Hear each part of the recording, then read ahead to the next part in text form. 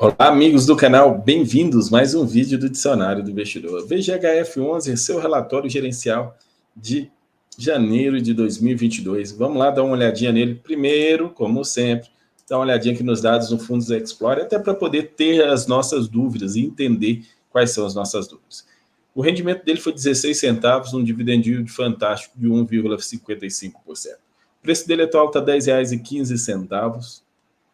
PVP está 1,08, está mais barato que está pagando mais e mais barato em relação ao seu preço patrimonial que o IRDM11. E também temos uma senhora gestora aqui por trás, mas o fundo é mais novo. Quando a gente olha aqui o seu valor patrimonial, você vê que ele estava em 9,46 e reduziu para 9,39. Caiu aqui de dezembro para cá, o patrimonial por cota caiu 7 centavos, sendo que já vinha caindo, deu uma subidinha aqui, vinha se mantendo de lado, pode-se dizer. Caiu no primeiro semestre. Depois vinha e houve essa queda novamente. Vamos ver no relatório gerencial se a gente consegue identificar por que o valor patrimonial caiu, por que saiu o dinheiro do valor patrimonial.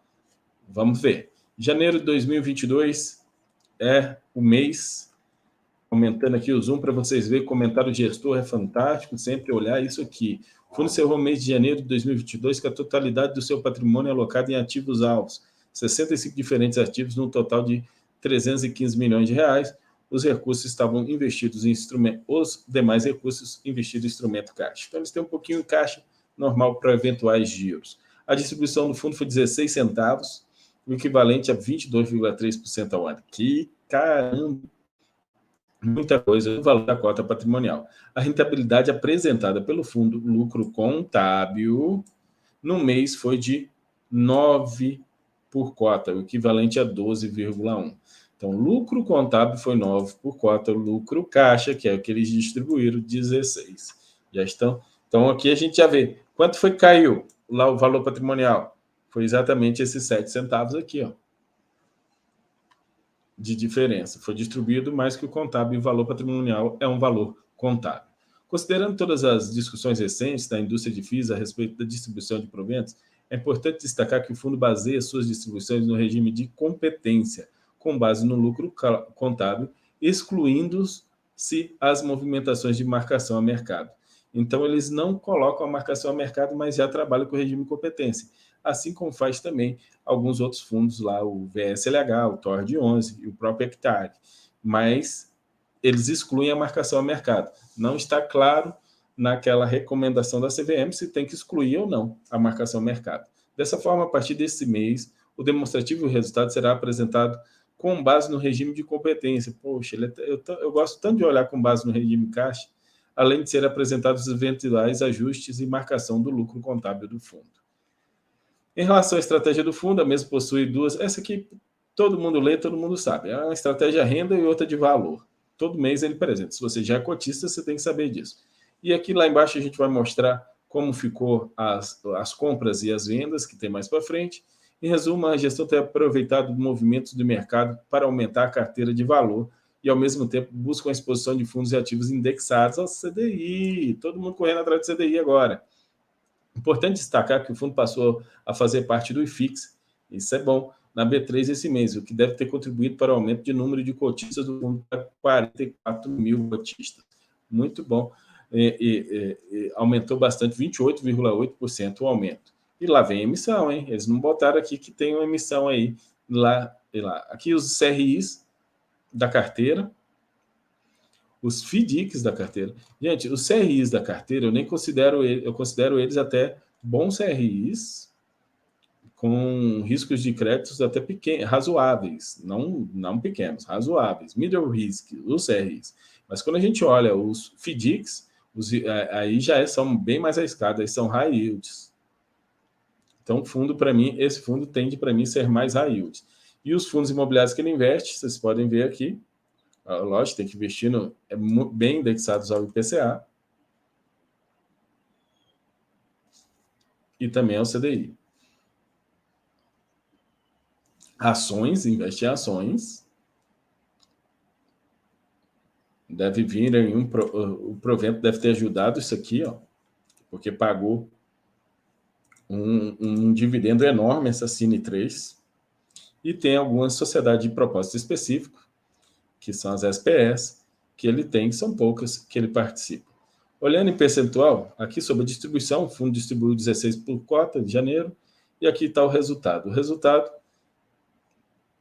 ele teve um menor resultado de CRIs e correção monetária, justamente por causa dos proventos e correção monetária. Ele teve aqui, ó, CRIs, perdão, 3.729.000, foi bem menor que o 4 milhões, ele teve um resultado menor. De FDICs teve um resultado menor, de fundos imobiliários um pouco maior, e de ações foi menor ainda. Então ele não recebeu ainda aquela grana lá do Cine, né?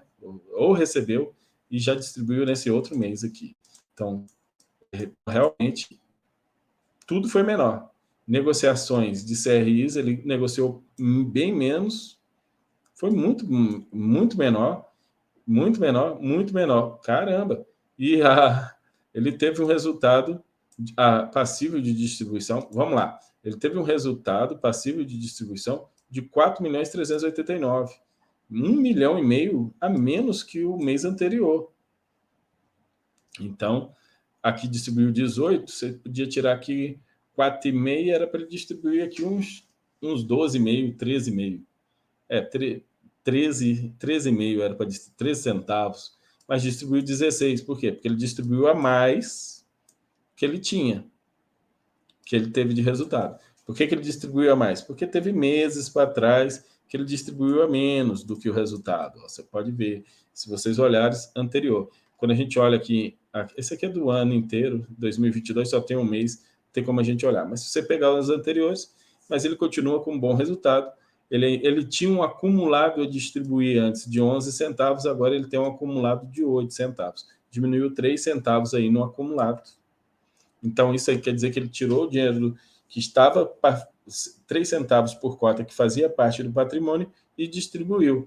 Aí a gente já tem aqui, ó, a queda de 9,46 para 9,39, 3 centavos a gente já sabe que foi isso. O resto pode ser marcação a mercado. Como é que está o fundo hoje? 72,2% em CRIs. Então, ele é bem fundo de recebíveis mesmo. Apenas 9,2% em FDICs, em FIIs 14,1%, 4,8% em SPE e está com 0,3% em caixa.